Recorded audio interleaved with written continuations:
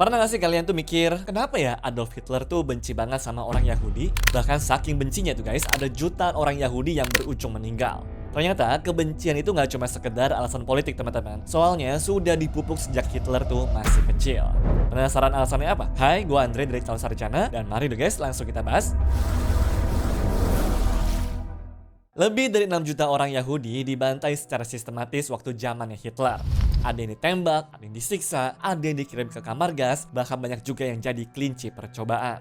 Jadi jelas ya, kalau ini semua tuh bukan cuma kejahatan perang teman-teman, melainkan bener-bener tragedi kemanusiaan. Makanya banyak orang yang bilang tuh, kalau sosok Hitler ini adalah musuh kemanusiaan. Tapi dari sudut pandangnya sendiri, dia selalu bilang tuh guys, kalau musuhnya cuma satu. Ada yang bisa tebak siapa? Iya, orang Yahudi. Bahkan dia percaya banget nih kalau orang Yahudi itu sangat-sangat berbahaya dan juga harus dimusnahkan dari muka bumi untuk menyelamatkan ras Jerman saat itu. Oke, pertanyaannya sekarang deh, kenapa dia sampai sebenci itu sih? Di masa-masa Adolf Hitler tuh masih kecil, sebenarnya dia belum nunjukin kebencian sama orang Yahudi sih. Dia ini lahir di tahun 1889 dan tumbuh di lingkungan yang biasa-biasa aja. Namun saat remaja dan juga pindah ke kota Wina di Austria, dirinya mulai terpapar lah tuh sama sesuatu yang beracun, yaitu propaganda antisemitisme.